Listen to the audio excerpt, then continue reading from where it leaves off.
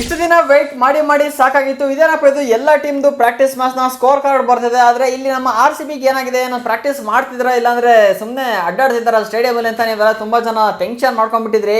ಈಗ ಫೈನಲ್ ಆಗಿ ನಿನ್ನೆ ಪ್ರಾಕ್ಟೀಸ್ ಮ್ಯಾಚ್ನ ಸ್ಕೋರ್ ಕಾರ್ಡ್ ಈಗ ಅಫಿಷಿಯಲ್ ಆಗಿ ರಿಲೀಸ್ ಕೂಡ ಆಗಿದೆ. ಈ ಸ್ಕೋರ್ ಕಾರ್ಡ್ನ ನೋಡ್ಬಿಟ್ರೆ ಒಂದ್ಸಲಿ ತಲೆ ಕೆಟ್ಟೋಗ್ಬಿಡುತ್ತೆ ಗುರು. ಈ ಸಲ RCBಗೆ ಸರಿ ಸಾಟಿನೇ ಇಲ್ಲ ನಂಗೆ ಆಗ್ಬಿಡುತ್ತೆ. ಅಂದರೆ ಇಂಡಿಯಾ ಮತ್ತು ಅಂದರೆ ಇಂಡಿಯಾದ T20 ವರ್ಲ್ಡ್ ಕಪ್ ಆಯ್ತಲ್ಲ, ಅವಾಗ ನಮ್ಮ ಇಂಡಿಯಾದವರು ಹುಚ್ಚನೆ ಹೊಡೆದಂಗೆ ಹೊಡೆದಿಲ್ಲ ಪ್ರತಿ ಟೀಮಿಗೂ ಕೂಡ.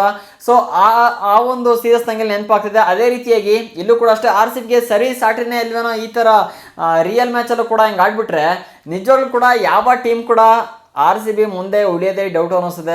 ಏನು ಆಡಿದಾರೆ ಗುರು ನೆನ್ನೆ, ಫುಲ್ಲು ರನ್ನಿನ ಮಳೆ ನೆನ್ನೆ ಫುಲ್ಲು ಇದರಲ್ಲಿ ಚಿನ್ನಸ್ವಾಮಿ ಸ್ಟೇಡಿಯಮಲ್ಲಿ. ಸೊ ಒಂದೊಂದಾಗೆ ನೋಡ್ತಾ ಹೋಗೋಣ ಎಷ್ಟು ಸ್ಕೋರ್ ಹೊಡೆದ್ರೆ ಏನೇನಾಗಿದೆ ಅಂತ. ಚಾನಲ್ ಸಬ್ಸ್ಕ್ರೈಬ್ ಮಾಡ್ತಾ ವಿಡಿಯೋ ನೋಡ್ತೀರಾ ಅಂದರೆ ಬೇಗ ಸಬ್ಸ್ಕ್ರೈಬ್ ಮಾಡಿ. ವಿಡಿಯೋಗೆ ಲೈಕ್ ಹಾಕಿಲ್ಲ ಅಂದರೆ ಹಾಕಿ ಒಂದು ಲೈಕನ್ನು. ನಿನ್ನೆ RCB ಟೀಮಲ್ಲಿ ಪ್ರಾಕ್ಟೀಸ್ ಮ್ಯಾಚ್ ಕೂಡ ಇತ್ತು. ಅದರಲ್ಲಿ 2 ಟೀಮನ್ನು ಕೂಡ ಮಾಡ್ಕೊಂಡಿರ್ತಾರೆ, ಅದು ನಿಮಗೆ ಗೊತ್ತು. ಬೇರೆ ಟೀಮ್ಸ್ಗಳಲ್ಲಿ ಗ್ರೂಪ್ A ಗ್ರೂಪ್ B ಅಂತ ಮಾಡ್ಕೊಂಡ್ರೆ ಇಲ್ಲಿ ಟೀಮ್ ವೆಂಕಿ ಮತ್ತು ಟೀಮ್ ಕೃಣಾಲ್ ಅಂತ 2 ಟೀಮನ್ನು ಕೂಡ ಮಾಡ್ಕೊಂಡಿದ್ರು. ಅದರಲ್ಲಿ ಟೀಮ್ ವೆಂಕಿ ಟೀಮಲ್ಲಿ ಜಿತೇಶ್ ಶರ್ಮಾ ಕೇವಲ 37 ಬಾಲಿಗೆ 81 ರನ್ನ ಚೆಚ್ಚಿ ಬಿಸಾಕಿರುವಂಥದ್ದು. ನಿನ್ನೆ ಎಷ್ಟು ಹೇಳಿ ಕೇವಲ 37 ರನ್ನುಗಳು. ಮೊನ್ನೆ ಮ್ಯಾಚಲ್ಲಿ SRH ಪ್ರಾಕ್ಟೀಸ್ ಮ್ಯಾಚ್ ಆಯ್ತಲ್ಲ, ಅಲ್ಲಿ 42 ಬಾಲಿಗೆ 94 ಕೊಡ್ತಿದ್ದು ಯಾರು ಅಭಿಷೇಕ್ ಶರ್ಮಾ. ಇಲ್ಲಿ ನೋಡಿದರೆ 37 ಬಾಲಿಗೆ 81. ಅದೇ ಹೇಳಿದ್ನಲ್ಲ, ಮಿಡಲ್ ಆರ್ಡರ್ ಬ್ಯಾಟ್ಸ್ಮನ್ ಅಂದರೆ ಈ ಥರ ಇರಬೇಕು. ನಾನು ನಿಮಗೆ ಹೇಳಿದ್ನಲ್ಲ, ಜಿತೇಶ್ ಶರ್ಮಾ ಇಲ್ಲಿ ಒಳ್ಳೆ ಬ್ಯಾಟರ್ ಆಗಿ ಕೂಡ ಕೆಲಸ ಮಾಡ್ಕೊಡ್ತಾರೆ. ಅದಾದ್ಮೇಲೆ ವಿಕೆಟ್ ಕೀಪರ್ ಆಗಿ ಕೂಡ ಅಷ್ಟೇ ಒಳ್ಳೆ ಕೆಲಸ ಕೂಡ ಮಾಡ್ಕೊಡ್ತಾರೆ. ನಿನ್ನೆ ಏನು ಗುರು ಇದು ಹೊಡೆದಿರೋದು 37 ಬಾಲಿಗೆ 81 ರನ್ನು ಅಂದರೆ ಹುಡುಗಾಟದ ಮಾತಾ. ಅದಾದಮೇಲೆ ಇನ್ನೊಂದು ಗುಡ್ ನ್ಯೂಸ್ ಕೂಡ ಸಿಕ್ಕಿದೆ. ಟೀಮ್ ಡೇವಿಡ್ ಕೂಡ ಈಗಾಗಲೇ ಟೀಮಿಗೆ ಜಾಯಿನ್ ಕೂಡ ಆಗಿದ್ದಾರೆ. ಆಲ್ರೆಡಿ ಪ್ರಾಕ್ಟೀಸ್ನ ಕೂಡ ಮಾಡ್ತಾರೆ. ನಿನ್ನೆ ಟೀಮ್ ವೆಂಕಿ ಟೀಮಲ್ಲಿ ಇವರು ಕೂಡ ಇದ್ರು. ಸುಮಾರು 14 ಬಾಲಿಗೆ 36 ರನ್ ಕೂಡ ಹೊಡೆದಿರೋದು. ಆಲ್ರೌಂಡರ್ ಆಗಿ ಕೂಡ ಸಾಲಿಡ್ ಆಗಿ ಕೆಲಸನ ಕೂಡ ಮಾಡ್ತಾರೆ, ಮತ್ತು ಫಿನಿಷರ್ ರೋಲ್ನ ಕೂಡ ಪ್ಲೇ ಮಾಡ್ತಾರೆ, ಮತ್ತು ಬೌಲರ್ ಆಗಿ ಕೂಡ ಕೆಲಸ ಮಾಡ್ತಾರೆ. ಸೊ ಇದರಲ್ಲೇ ಗೊತ್ತಾಗುತ್ತೆ ಟೀಮ್ ಯಾವ ಥರ ರೆಡಿ ಆಗ್ತಿದೆ, RCB ಯಾವ ಥರ ಟೀಮ್ ರೆಡಿ ಮಾಡ್ಕೊಳ್ತಿದೆ ಅಂತ.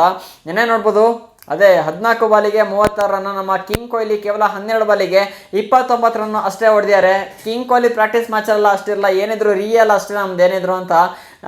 ಕೊಹ್ಲಿ ನಿನ್ನೆ ಒಂದು ಸಣ್ಣದಾಗಿ ಗೇಮನ್ನು ಕೂಡ ಆಡಿದರೆ. ಅದು ಬಿಟ್ಟರೆ ಜಾಸ್ತಿ ರನ್ ಹೊಡೆದಿರೋದಿಲ್ಲ ಯಾರ್ದು ಟೀಮ್ ವೆಂಕಿಯಿಂದ. ಜಿತೇಶ್ ಶರ್ಮಾ 37 ಬಾಲಿಗೆ 81 ರನ್ನ ಹೊಡೆದು ಫುಲ್ಲು ಉಡಿಸ್ ಮಾಡಿಬಿಟ್ಟಿದ್ದಾರೆ ನೆನ್ನೆ ಚಿನ್ನಸ್ವಾಮಿ ಸ್ಟೇಡಿಯಂ.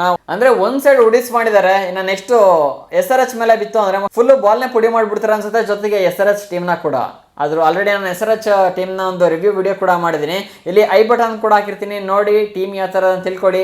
RCB ಸ್ಟ್ರಾಂಗ್ ಇದೆಯಾ, SRH ಸ್ಟ್ರಾಂಗ್ ಇದೆಯಾ ನಿಮಗೆ ಗೊತ್ತಾಗುತ್ತೆ. ಅದಾದರೆ ಟೋಟಲ್ ಆಗಿ ಟೀಮ್ ವೆಂಕಿಯಿಂದ 7 ವಿಕೆಟನ್ನು ಲಾಸ್ ಮಾಡಿಕೊಂಡು 234 ಟಾರ್ಗೆಟನ್ನು ಕೂಡ ಕೊಟ್ಟಿದ್ರು. ಅದಾದಮೇಲೆ ಟೀಮ್ ಕೃಣಾಲ್ ಕೂಡ ಅಷ್ಟೇ ಚೆಚ್ಚಿ ಬಿಸಾಕ್ಬಿಟ್ಟಿದ್ದಾರೆ. ಫುಲ್ಲು ಟಾರ್ಗೆಟ್ ಚೇಸ್ ಮಾಡಿಬಿಟ್ಟಿದ್ದಾರೆ. 247 ಚೇಸನ್ನು ಮಾಡಿರೋದು. ಅದಾದಮೇಲೆ ರಜತ್ ಪಟ್ಟಿದಾರ್ ಇಲ್ಲಿ ಕೇವಲ ಗುರು 25 ಬಾಲಿಗೆ ಕ್ಯಾಪ್ಟನ್ ಹೊಡೆದಿರೋದು ನೋಡಿ. ಇಲ್ಲಿ ಕೇವಲ 25 ಬಾಲಿಗೆ 74 ರನ್ನ ಚೆಚ್ಚಿ ಬಿಸಾಕಿದಾರೆ ರಜತ್ ಪಟ್ಟಿದಾರ್ ಕೂಡ ಅಷ್ಟೇ. ನೋಡಿ ಹೆಂಗೆ ಕಾಂಬಿನೇಷನ್ ಇದೆ ಅಂದರೆ, ರಜತ್ ಪಟ್ಟಿದಾರ್ ನನ್ನ ಪ್ರಕಾರ ಒಂದು 4ನೇ ಪ್ಲೇಸಲ್ಲಿ ಬರ್ತಾರೆ ಅನ್ಸುತ್ತೆ. ಅದಾದಮೇಲೆ ಜಿತೇಶ್ ಶರ್ಮಾ 5ನೇ ಪ್ಲೇಸಲ್ಲಿ ಬರ್ಬೋದು ವಿಕೆಟ್ ಕೀಪರ್ ಆಗಿ. ಸೊ ಇಬ್ಬರು ಕಾಂಬಿನೇಷನ್ ಹಿಂಗೆ ಸೆಟ್ ಆಗಿಬಿಡ್ತು ನಾಡ್ದು ಮ್ಯಾಚಲ್ಲಿ. ಅಂದರೆ ಅವಾಗ SRH ಮತ್ತು RCB ಮ್ಯಾಚ್ ಇದ್ದಾಗ ಹಿಂಗೆ ಸೆಟ್ ಆಗಿಬಿಡ್ತು ಅಂದರೆ ಫುಲ್ಲು ಪೈಸಾ ವಸೂಲ್ ಮ್ಯಾಚ್ ಆಗಿಬಿಡುತ್ತೆ ಅವತ್ತು. ಆ ಥರ ಒಂದು ಕಾಂಬಿನೇಷನ್ ಇಬ್ಬರದ್ದು ಡೆಡ್ಲಿ ಕಾಂಬಿನೇಷನ್ ನೋಡೋಕ್ಕೆ ಸಿಗುವಂಥದ್ದು. ಅದಾದಮೇಲೆ ದೇವದತ್ ಪಡಿಕಲ್ ಕೂಡ ಅಷ್ಟೇ ಗುರು ಸೈಕಾಗಿ ನೆನ್ನೆ ಗೇಮನ್ನು ಕೂಡ ಆಡ್ಬಿಟ್ಟಿದ್ದಾರೆ. ಕೇವಲ 33 ಬಾಲಿಗೆ 63 ರನ್ನ ಹೊಡೆದಿರೋದು ನೆನ್ನೆ. ಫುಲ್ಲು ಉಡಿಸ್ ಮಾಡಾಕ್ಬಿಟ್ಟಿದ್ದಾರೆ. ಅದಾದಮೇಲೆ ಕೃಣಾಲ್ ಪಾಂಡೆ ಕೂಡ ಅಷ್ಟೇ 33 ಬಾಲಿಗೆ 58 ರನ್ನ ಚೆಚ್ಚಿ ಬಿಸಾಕ್ಬಿಟ್ಟಿದ್ದಾರೆ ನೆನ್ನೆ ಮ್ಯಾಚಲ್ಲಿ. ಒಂದು ಒಳ್ಳೆ ಇನ್ನಿಂಗ್ಸ್ ನೆನ್ನೆ ನೋಡೋಕೆ ಕೂಡ ಸಿಕ್ಕಿರುವಂಥದ್ದು ಪ್ರಾಕ್ಟೀಸ್ ಮ್ಯಾಚಲ್ಲಿ. ನೋಡಬೇಕು ಇದೇ ರೀತಿ ಫಾರ್ಮನ್ನು ನಾಡ್ದು ರಿಯಲ್ ಮ್ಯಾಚಲ್ಲಿ ಕೂಡ ಎಲ್ಲ ಕೂಡ ಒಳ್ಳೆ ಫಾರ್ಮಲ್ಲಿ ಇದ್ದಾರೆ ಅಂತಲೇ ಕೂಡ ಕಾಣಿಸ್ತದೆ. ಅದೇ ಹೇಳಿದ್ದು ನಾನು ನಿಮಗೆ ಪ್ರೀವಿಯಸ್ ವಿಡಿಯೋದಲ್ಲಿ ಕೂಡ ಹೇಳಿದ್ದೆ, ಪ್ರಾಕ್ಟೀಸ್ ಮ್ಯಾಚ್ ಅಂದಮೇಲೆ ಅಲ್ಲಿ ಲೇಸಿನೆಸ್ ಕೂಡ ಇರುತ್ತೆ, ಫ್ರೆಂಡ್ಲಿ ಗೇಮ್ಗಳು ಕೂಡ ಇರುತ್ತೆ. ಸೊ ಬೇಕಾಬಿಟ್ಟಿ ಕೂಡ ಆಡ್ತಾರೆ. ಅದೇ ರಿಯಲ್ ಗೇಮ್ ಯಾವಾಗ ಬಿಡುತ್ತೆ ಆವಾಗ ಇಲ್ಲಿ ಆಡಿರೋ ಪ್ಲೇಯರಲ್ಲಿ ಫ್ಲಾಪ್ ಆಗೋ ಚಾನ್ಸಸ್ ಕೂಡ ಇರುತ್ತೆ. ಇಲ್ಲಿ ಫ್ಲಾಪ್ ಆಗಿರೋರು ಅಲ್ಲಿ ಆಡೋ ಚಾನ್ಸಸ್ ಕೂಡ ಇರುತ್ತೆ. ಸೊ ನೋಡಬೇಕು ಏನಾಗುತ್ತೆ ಅಂತ.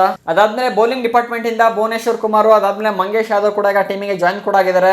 ಅದಾದಮೇಲೆ ಇವರಿಂದ ಕೂಡ ನಿನ್ನೆ ಒಂದು ಪ್ರಾಕ್ಟೀಸ್ ಮ್ಯಾಚಲ್ಲಿ ಒಳ್ಳೆ ಸ್ಪೆಲ್ ಕೂಡ ನೋಡೋಕೆ ಸಿಕ್ಕಿದೆ. ಆದರೆ ಬೌಲಿಂಗ್ ಡಿಪಾರ್ಟ್ಮೆಂಟಿಂದ ಯಾವುದೇ ರೀತಿಯಿಂದ ಡೇಟಾ ಸಿಕ್ಕಿಲ್ಲ. ಬಟ್ ಬ್ಯಾಟಿಂಗಲ್ಲಿ ನಮಗೆ ಇಷ್ಟು ಡೇಟಾ ನಮ್ಗೆ ಇಲ್ಲಿ ನೋಡೋಕ್ಕೆ ಸಿಕ್ಕಿರುವಂಥದ್ದು. ಇನ್ನು ನೀವೆಲ್ಲ ಅನ್ಕೊಳ್ತಾ ಇರ್ಬೋದು, ಇದೇನು ಗುರು ಇನ್ನು RCB ಟಿಕೆಟ್ ಅಪ್ಡೇಟ್ ಏನೂ ಬಿಟ್ಟೇ ಇಲ್ವಲ್ಲ ಅಂತ. ಅದೇ ನಾನು ಪ್ರೀವಿಯಸ್ ವಿಡಿಯೋ ಕೂಡ ಮಾಡಿದೆ, ಶನಿವಾರ ಇಲ್ಲ ಭಾನುವಾರ ಬಿಡ್ಬೋದು ಅಂತ. ಅಂದರೆ ಏನಕ್ಕೆ ನಾನು ಅದರ ಪ್ರೆಡಿಕ್ಟ್ ಮಾಡಿದೆ ಅಂದರೆ, ಶನಿವಾರ ಮತ್ತು ಭಾನುವಾರ ವೀಕೆಂಡ್ ಕೂಡ ಇರ್ತಾರೆ, ಎಲ್ಲ ಮನೇಲಿ ಇರ್ತಾರೆ. ಸೊ ಟಿಕೆಟನ್ನು ಬುಕ್ ಮಾಡ್ಕೊಳ್ತಾರೆ, ಬೇಗ ಫೀಲ್ ಕೂಡ ಆಗುತ್ತೆ, ಅವಾಗ ಬಿಡ್ಬೋದು ಅಂತಂದು ಎಕ್ಸ್ಪೆಕ್ಟೇಷನ್ ಇಟ್ಕೊಂಡಿದ್ದೆ. ಆಲ್ಮೋಸ್ಟ್ ಬಿಡ್ತಾರೆ ಅಂದ್ಕೊಂಡಿದ್ದೆ, ಆದರೆ ಅವಾಗಲೂ ಬಿಟ್ಟಿಲ್ಲ. ಈಗ ನೋಡಿದ್ರೆ ಆಲ್ರೆಡಿ ಮತ್ತೆ ಇವತ್ತು ಸೋಮವಾರ, ಇನ್ನು ಯಾವಾಗ ಬಿಡ್ತಾರೆ ಅಂತ ಗೊತ್ತಿಲ್ಲ.